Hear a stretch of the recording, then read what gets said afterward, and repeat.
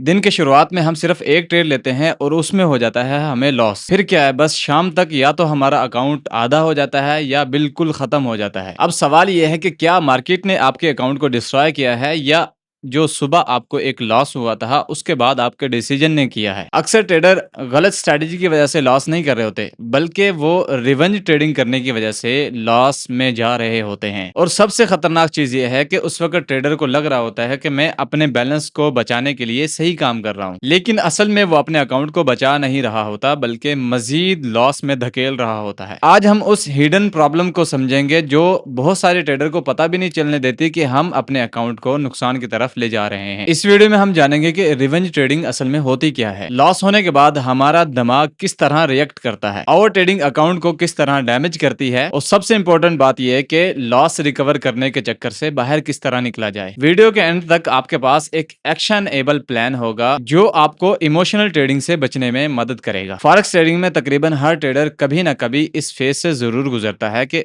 उसको लॉस होने के बाद उसे ये महसूस होता है कि मुझे एक और ट्रेड लेनी चाहिए, और ट्रेडर ये सोचता है कि ये वाला जो मेरा ट्रेड है ये मेरे पिछले वाले लॉस को रिकवर कर देगा। लेकिन अक्सर सूरत हाल में वही ट्रेड आपके मजीद लॉस का सबब बनता है। मैंने बहुत सारे ट्रेडर को देखा है जो मार्केट में लॉस होने के बाद एनालिसिस के जरिए नहीं बल्कि अपने इमोशन के थ्रू ट्रेड करना स्टार्ट कर देते हैं। और आपको पता होना चाहिए कि जैसे ही इमोशन आते हैं ट्रेडिंग में तो प्रॉब्लम भी साथ ही आती है। अब ये समझते हैं कि रिवेंज ट्रेडिंग असल में होती क्या है। रिवेंज ट्रेडिंग तब होती है जब ट्रेडर लॉस होने के बाद फौरन एक और ट्रेड ओपन कर देता है मार्केट में। ट्रेडर का फोकस अच्छी ट्रेड ढूंढना नहीं होता बल्कि उसका फोकस होता है कि मेरी जो पिछली ट्रेड में लॉस हुआ है उसे रिकवर करना है। यहाँ सबसे बड़ी प्रॉब्लम होती है माइंडसेट की, क्योंकि ट्रेडर मार्केट को एक अपॉर्चुनिटी के तौर पर नहीं देख रहा होता बल्कि एक जंग के तौर पर देख रहा होता है। उसे लगता है कि मार्केट ने उसे कुछ छीन लिया है, यानी कि पैसे छीन लिए हैं और उसने वो पैसे मार्केट से वापस लेने हैं। लेकिन मार्केट प्राइस किसी भी बंदे के पर्सनली तौर पर खिलाफ नहीं होती और ना ही मार्केट को फर्क पड़ता है कि आप प्रॉफिट में हैं या लॉस में हैं। जब आप इमोशन के साथ ट्रेड करते हैं तो आपके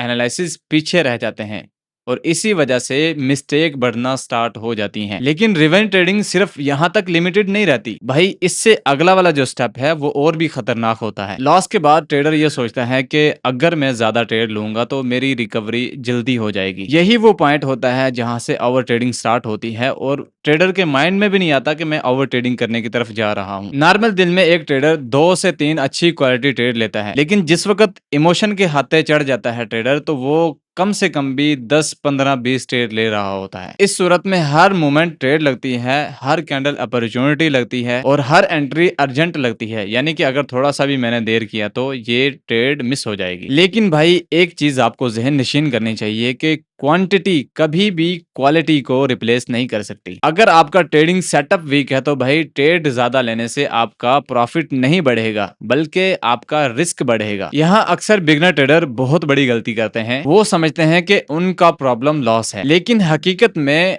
उनका प्रॉब्लम लॉस के बाद लिया गया फैसला होता है जिसके थ्रू वो ओवर ट्रेडिंग कर रहे होते हैं। भाई लॉस होने के बाद किसी भी ट्रेडर के अंदर मायूसी पैदा होती है और मायूसी जिस ट्रेडर के अंदर आती है वो बेसब्री की तरफ जाता है, और जिस बंदे के अंदर बेसब्री आ जाती है वो फिर गलत फैसले लेता है। ये पूरा प्रोसेस इतनी तेजी से होता है कि अक्सर ट्रेडर को खुद भी एहसास नहीं होता है कि वो क्या कर रहे हैं। वो समझते हैं कि हम लॉजिकल डिसीजन ले रहे हैं, लेकिन उस वक्त तक इमोशन बहुत स्पीड पकड़ चुके होते हैं। इसी वजह से सक्सेसफुल ट्रेडर हर ट्रेड को इंडिविजुअल तौर पर ट्रेड करते हैं। वो पहले किए गए लॉस को अगली वाली ट्रेड के डिसीजन में शामिल नहीं करते। ये बात सुनने में तो सिंपल लगती है, लेकिन इसी बात के ऊपर आपका ट्रेडिंग कैरियर डिपेंड करता है। मान लीजिए आपने यूरोएसडी पर एक ट्रेड ओपन की या किसी भी करेंसी पेयर पर आपने एक ट्रेड ओपन की और उसमें आपको 1% लॉस हो गया, यानी कि ट्रेड ने स्टॉप लॉस को हिट कर दिया और आपका अकाउंट 1% डाउन चला गया। यहां तक सब ठीक था, यानी कि 1% लॉस हो गया, बस ठीक है, काफी है।